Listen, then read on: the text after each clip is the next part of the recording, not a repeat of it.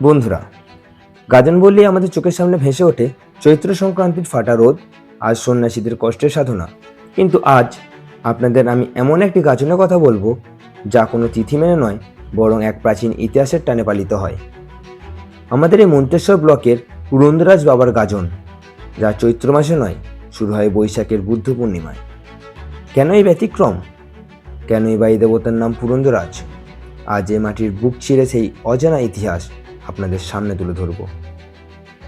বন্ধুরা, আজ আপনাদের যে জাগ্রত দেবতার কথা শোনাবো তার ইতিহাস শত শত বছরের পুরানো। তিনি মন্তেশ্বরের আদি দেবতা, আমাদের পুরন্দরাজ বাবা। আপনারা হয়তো অনেকেই ভাবেন, এই পুরন্দরাজ বাবা আসলে কে, কেন এই নাম? এর পেছনে একটা মারাত্মক ইতিহাস আছে।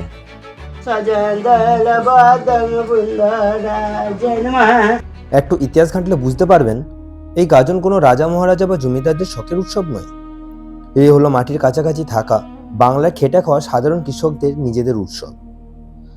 বলতে পারেন বাঁচার এক লড়াই।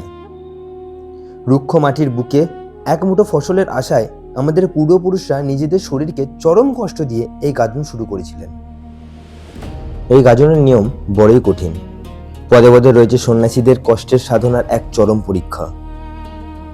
প্রথমে এই বান ফোড়ার দৃশ্যটা দেখুন। ধারালো বান যখন শরীরে ফুঁড়ে দেওয়া হয়, তখন সাধারণ মানুষের পক্ষে সেই দৃশ্য চোখে দেখাই হয়তো কঠিন। তারপর রয়েছে কাঁটায় গড়গড়ি।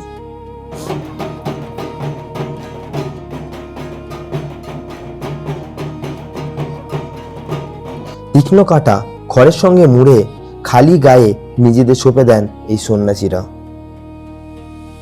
আর সবশেষে দাও দাও করে জ্বলা আগুনের ওপর দিয়ে নির্ভয়ে লাফিয়ে পার হওয়া।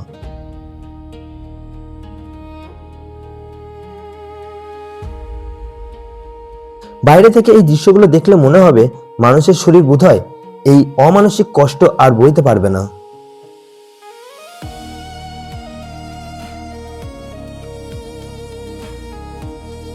কিন্তু আশ্চর্যের বিষয় হলো, পুরন্দরাজ বাবার প্রতি অগাধ বিশ্বাস আর ভক্তির জোরে এই সব যন্ত্রণাই যেন তাদের শরীর থেকে নিমেষে উধাও হয়ে যায়।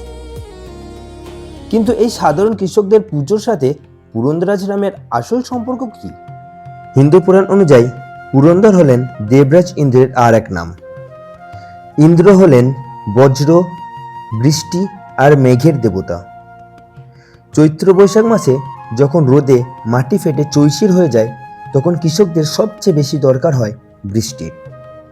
তাই প্রাচীনকালে কৃষকরা বৃষ্টির দেবতা ইন্দ্র বা পুরন্দরকে সন্তুষ্ট করার জন্য এই পুজো শুরু করেছিলেন। কিন্তু মন্তেশ্বরের এই মাটির ইতিহাস আরও গভীর। সেই প্রাচীনকালে এই বাংলার বৌদ্ধ ধর্মের বিশাল প্রভাব ছিল। বৌদ্ধরা বুদ্ধ পূর্ণিমার দিন নিরাকার ধর্ম ঠাকুরের পুজো করত। আশ্চর্যের বিষয় হলো, আজও আমাদের এই পুরন্দরাজ মন্দিরে মানুষের মতো কোনো মূর্তি নেই। আজও এখানে পুজো হয় সেই প্রাচীন নিরাকার রূপে। একটা পবিত্র কচ্ছপের আকারের শিলা, যাকে আমরা কুর্মশিলা বলি। ইন্দ্রের নাম আর বৌদ্ধদের তিথি, এই প্রাচীন ইতিহাস শুনে স্বাভাবিকভাবেই মনে হতে পারে, তবে কি মন্তেশ্বরের এই গাজন শুধুই পুরন্দরাজ আর ধর্ম ঠাকুরের উৎসব? মহাদেবের কি এখানে কোনো স্থান নেই? কিন্তু সত্যিটা বড়ই অদ্ভুত আর আধ্যাত্মিক। এই মাটির প্রতিটি মানুষ আসলে আরাধনা করে কৈলাসের আধিপতি স্বয়ং দেবাদিদেব মহাদেবেরই। কালের নিয়মে যুগের পরিবর্তন হয়েছে ঠিকই, কিন্তু মন্তেশ্বরের মাটি থেকে মুছে যায়নি বৃষ্টির দেবতা পুরন্দরের পবিত্র নাম। বদলায়নি সেই প্রাচীন নিরাকার শিলারূপ। কিন্তু সাধারণ খেটে খাওয়া মানুষের খাঁটি ভক্তি আর অটুট বিশ্বাসের টানে কালের এই সমস্ত প্রাচীন অস্তিত্ব এসে লীন হয়ে গেল দেবাদিদেব মহাদেবের সত্তায়। ইন্দ্রের নাম, বৌদ্ধদের রীতি আর শিবের অত্যন্ত শক্তি, এই তিনটি এক অপূর্ব মিলনে আত্মপ্রকাশ করলেন আমাদের জাগ্রত দেবতা পুরন্দরাজ। সারাদিন গ্রামে গ্রামে পুজো করে রাত্রে যতই দেরি হোক না কেন, মন্দিরে ফিরে শুরু হয় সন্ন্যাসী পুজো।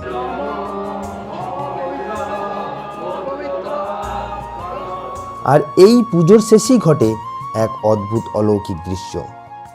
সেই প্রাচীন নিরাকার কুর্মশিলার মাথায় চাপিয়ে দেওয়া হয় পবিত্র ফুল। বুক কাঁপানো ঢাকের তালে পণ্ডিত মশাই ঠাকুরের সামনে হাত পাতেন, আর তখনই এক অদৃশ্য জাদুতে সেই ফুল বাবার মাথা থেকে খসে সোজা এসে পড়ে পণ্ডিতের পাতা হাতে।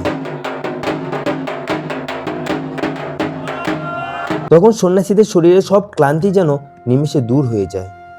দেখে মনে হয় স্বয়ং দেবাদিদেব যেন নিজের হাতে আশীর্বাদ তুলে দিচ্ছেন। যখন পবিত্র উতুরি খোলার সময় আসে, সেই দিনও থাকে এক পবিত্র নিয়ম।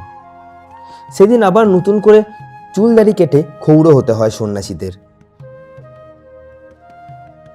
মন্দিরে পণ্ডিত মশাইয়ের পায়ে তেল হলুদ মাখিয়ে সেই হলুদ তারা নিজেরা গায়ে মেখে নেন।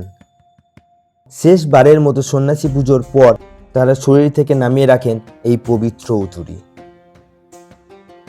এইভাবেই শেষ হয় সন্ন্যাসীদের এই কঠিন ব্রত। এই কদিন তাদের শরীরের ওপর দিয়ে যে ঝড় বয়ে যায় তা হয়তো ভাষায় প্রকাশ করা কঠিন। কিন্তু ব্রত শেষে যখন তারা মন্দির থেকে বেরিয়ে আসেন, তখন তাদের মুখগুলো দেখলে বোঝা যায় ভেতরটা এক অদ্ভুত শান্তিতে ভরে উঠেছে। মনে হয় পৃথিবীর সব কষ্ট যেন নিমেষেই ধুয়ে মুছে গেছে। মন্তেশ্বরে এই পুরন্দরাস বাবার গাজন শুধুই কোনো মেলা বা উৎসব নয়, এ হলো বাংলার মাটির হাজার বছরে এক অটুট বিশ্বাস, যা প্রজন্মের পর প্রজন্ম এই মাটির বুকে ইতিহাস হয়ে বেঁচে আছে। আপনারা যারা এই পবিত্র আর অজানা ইতিহাস এতক্ষণ ধরে দেখলেন, আপনাদের কেমন লাগলো তা কমেন্ট করে অবশ্যই জানাবেন। এই ছোট্ট ডকুমেন্টারি যদি আপনাদের মন ছুঁয়ে থাকে, তবে ভৈরব মণ্ডল চ্যানেলটি সাবস্ক্রাইব করে পাশে থাকবেন।